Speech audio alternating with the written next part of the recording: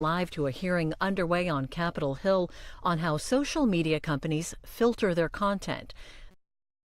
Representatives from Facebook, Google, and Twitter, and the hearing started about an hour ago. When asked at the now infamous press conference with President Putin whether or not he, quote, held Russia at all accountable for anything in particular, end quote, Trump said that he, quote, holds both countries responsible, end quote. President Trump has gone from acting like a dictator to prostrating himself before a foreign dictator on the world stage.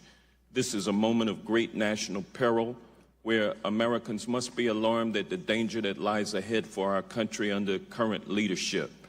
No longer can we pretend that what President Trump is doing is normal. Rather than hearing us bullying Facebook about how it treated Diamond and Silk, or bullying Twitter about how it treated Marsha Blackburn, the powerful House Judiciary Committee should be holding hearings on what the Russians are doing now to disrupt the upcoming November elections. Instead of holding a salacious 11-hour marathon hearing last week about Peter Strzok's emails to Lisa Page, this committee should be holding hearings on how to protect rather than undercut the Mueller investigation. Now, moving to my questions, I want to thank you all for being here today. In 2016, both the Russian government and independent foreign actors took advantage of advertising rules, account rules, and posting rules to help sway the presidential election in favor of Donald Trump. And for the past year and 9 months, we've been paying the price, from Russian bots to fake news. Americans heading to the polls have had to grapple with the question of what is real and what is fake. I care about the security and sanctity of our election. I believe that we all share a responsibility in keeping misinformation out of our elections and minimizing foreign influence. Mr. Pickles, in January of 2018, Twitter disclosed that it had removed more than 50,000 Russia-linked accounts. Isn't that true? Yes, sir. How many Russian-linked accounts have you suspended since that time? I don't have that figure to hand, and I'm happy to follow up. However, I would say that our systems are catching behavior from accounts across the spectrum. Our systems are designed to defend Twitter from manipulation by any actor.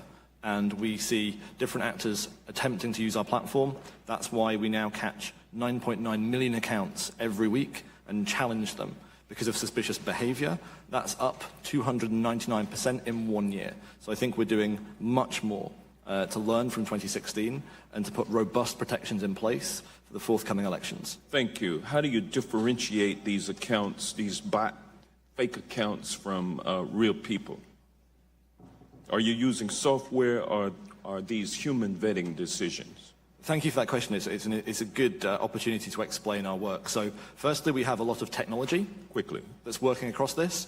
And secondly, we do have teams of people. So we have a dedicated information quality team at the company, which was established after 2016, to focus on these issues, to understand behavior of bad actors, and then reinforce our technology. So it's a combination of the two. Thank you. Ms. Bickert, Facebook's 2016 woes with fake news have been well documented. Foreign actors used your platform to generate and cultivate untrue stories, and Russian-backed Facebook posts reached millions of Americans. Your company has been working to fight fake news since then, but misinformation still exists. Does Facebook believe that it has a responsibility to fact-check your platform? And looking ahead to November, are you planning on doing anything different for the midterm elections compared with what you're doing now? Yes, Congressman, we're doing a lot more, and I think we've gotten a lot better since the 2016 election, and I'll point to 3 things quickly. One is we've gotten much better at removing fake accounts. The accounts that Russia's IRA had on Facebook around the 2016 election were inauthentic. We now have a mix of technical tools and human reviewers that have gotten much faster at identifying and removing those types of accounts. And before the French election, the German election, we removed tens of thousands of such accounts that we know to have been inauthentic. The second thing we're doing is requiring much greater transparency around advertising. Now, if somebody runs a political or issue ad in the United States, you can see who paid for that advertisement. You can also see all the ads that that entity is running, even if they are not targeting you at all. We're requiring identity verification for anybody who's running those ads. And finally, we are working to reduce the spread of false news through Facebook. We know this is a problem, and we're doing things like working with third-party fact checkers to identify when content might be false, and then providing relevant information to users so that they can make an informed decision about what to trust. Thank you. And Mr. Chairman, Ms. Downs, could she respond to that briefly? Yes, and I will, without objection, extend another minute because I'd like to follow up with one of the questions Ms. Bickert answered. I'll yield to the gentleman. I just want to, the second point you made about disclosing who paid for a political ad, do you also disclose how much they paid or the rate they paid for the ad? No, Mr. Chairman, we just disclosed, I believe we just disclosed who paid for it. I can follow up with details on how we do that.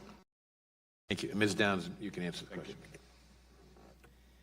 Google has strong security protections in place to protect against state interference, and we've worked to extend those security protections to campaigns. We've trained over 1,000 campaign professionals on a suite of tools called Protect Your Election. These are digital tools designed to protect election websites and political campaigns from digital attacks. As I mentioned, we also have implemented more transparency with election advertising, as I described previously, and we're continuing to fight misinformation on our products, both through enforcement of our policies against deceptive behavior and through surfacing more authoritative content when people are looking for news or current events. We do that across both